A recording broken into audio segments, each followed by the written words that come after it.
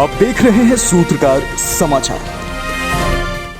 HEC Jharkhand का एक गौरवशाली संस्थान माना जाता है, लेकिन आज ये इसकी स्थिति ये है कि यहाँ के लगभग 3000 अधिकारी और कर्मचारी पिछले 90 दिनों से वेतन और भुगतान को लेकर करके हड़ताल पर हैं।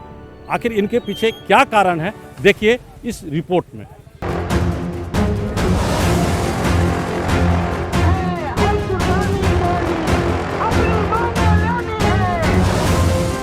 राज्य स्थित एचईसी की स्थापना साल 1958 में हुई थी, जिसका उद्घाटन 15 नवंबर 1963 को देश के प्रथम प्रधानमंत्री पंडित जवाहरलाल नेहरू ने किया था।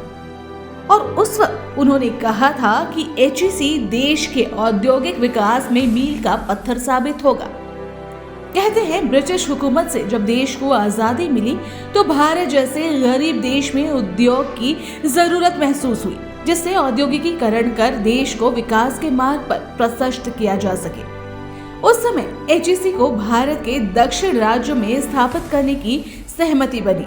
उस वक्त देश के प्रथम राष्ट्रपति डॉक्टर राजेंद्र प्रसाद ने इसे बिहार में स्थापित करने का प्रस्ताव रखा और पंडित जवाहरलाल नेहरू ने इस मुद्दे पर अपनी बात रखी और फिर तब के बिहार और अब के झारखंड में स्थापित किया गया एचईसी। क्योंकि क्षेत्र में भारी मात्रा में खनिज संपदा होने के साथ ही यहाँ की मिट्टी औद्योगिकरण के लिए काफी अच्छा था। वहीं इसके घाटे में जाने के कारणों की बात की जाए तो एचईसी के अधिकारी बताते हैं कि शुरुआती दौर में उपकरणों का निर्माण तो किया गया, लेकिन उसकी कीमत केंद्र सरकार तय करती थी। लिहाजा निगम को कभी भी लागत के अनुसार कीमत नहीं मिली। निगम में अब तक 4 बार सीएमडी भी बदले गए। एचईसी में जरूरत के हिसाब से कर्मियों को रखा गया। कई अधिकारी ने यहाँ परिवारवाद को जन्म दिया और नियुक्ति करते गए, लिहाजा कर्मचारी की संख्या 22,000 तक पहुँच गई। खर्च कम करने की नीति के तहत 1992 में वीआरएस की स्कीम लागू की गई। इससे भी एचईसी को नुकसान का सामना करना पड़ा। यही नहीं, एशिया का सबसे बड़ा और देश के मदर इंडस्ट्री के नाम से मशहूर एचईसी अपने शुरुआती दौर में कई समय तक बुलंदियों के शिखर तक पहुँचने के बाद आज बदहाली पर रोने को मजबूर है।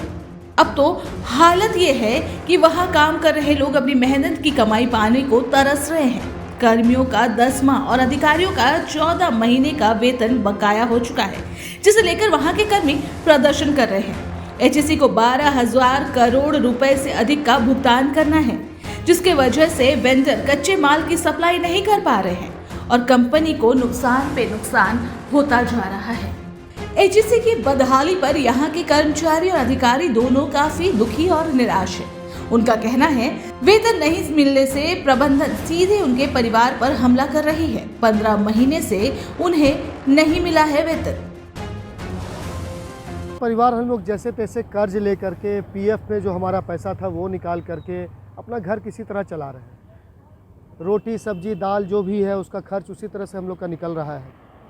आप हम एक चीज़ समझिए, इस कारखाना को एक नियति के तरह की सोची समझी साजिश के तहत मारा गया है। ऐसे मरने वाले ये कारखाना नहीं थी और अभी भी इस कारखाना में कुछ हुआ नहीं है।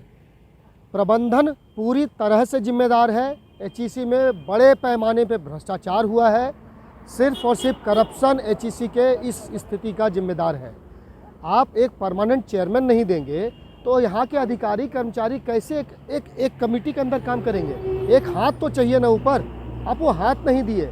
पिछले आप स्मार्ट सिटी में ज़मीन दिया गया, कहा गया एचईसी को उससे मदद मिलेगा। क्या मदद मिला एचईसी को? कहाँ गया वो पैसा?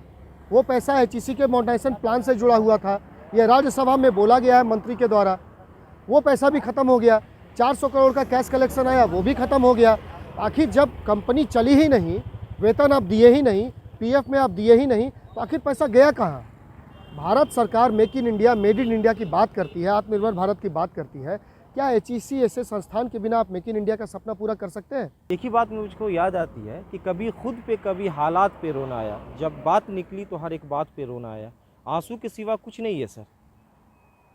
जिस कॉरपोरेशन के इंजीनियर्स और वर्क्समैन का, इंजीनियर्स का तकरीबन 15 महीने का वेतन बकाया है और 11 महीने का हमारे कर्मचारी भाइयों का आपको बकाया है, वो कहाँ जाएंगे सर? 15 महीने का वेतन नहीं मिलना, उनके आप डायरेक्ट परिवार पे अटैक कर रहे हैं सर। सर्वाइवल मुश्किल हो रहा है। अगर हम अपने अधिकार के लिए, हक के लिए आवाज़ उठाते हैं तो ये क्या गुनाह है? हमारा सिर्फ 2 ही डिमांड है सर कि हमारा आपको 15 महीने का बकाया वेतन को दिया जाए और कंपनी का क्या रोड मैप हो, क्योंकि हम लोगों ने इस कंपनी के लिए जद्दोजहद किया है, पसीना बहाया है, तो इस कंपनी को मरने नहीं देंगे, चाहे कुछ भी हो जाए। उसके लिए हमारे भाई भी, हमारे कर्मचारी भाई भी हमारे साथ हैं और हम लोग पूरी यूनिटी के साथ सरकार से भी लड़ेंगे, प्रबंधन से भी लड़ेंगे। ये हमारा अधिकार है, ये हमारा कॉन्स्टिट्यूशनल राइट है कि ना इस कंपनी के लिए हम लोगों ने 12-12 घंटे, 16-16 घंटे हम लोगों ने काम किया है इसी दिन के लिए कि कंपनी को आपको मारने दिया जाए। ये कभी हरगिज़ नहीं होने देंगे सर। ये मातृ उद्योग है सर, जननी जन्मभूमि स्वर्गादपि गरीयसी।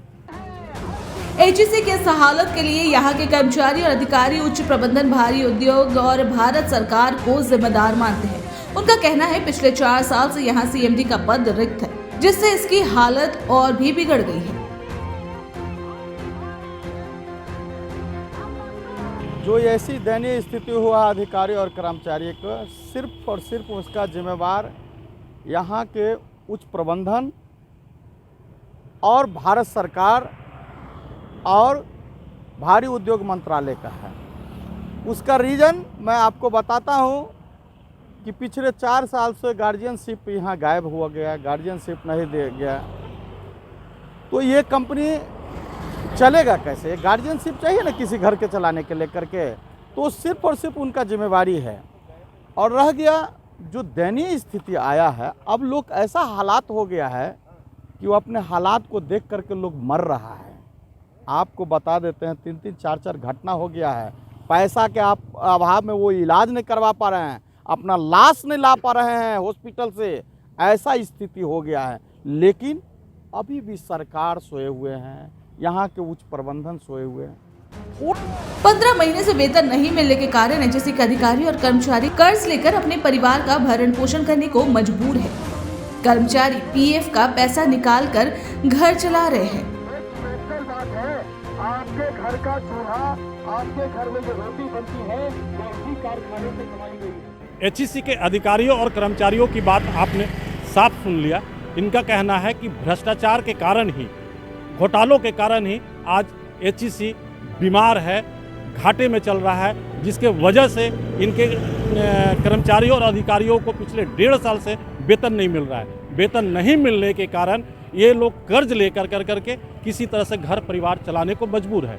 इनका साफ यह भी कहना है कि यहाँ पर सीएमडी नहीं होने के कारण यह संस्थान पिछले 1.5-2 सालों से बद से बदतर स्थिति में जा रहा है। आगे इसके लिए इन लोगों ने केंद्र सरकार से मदद की अपील भी की है। उपेंद्र कुमार गुप्ता, सूत्रकार न्यूज, रांची।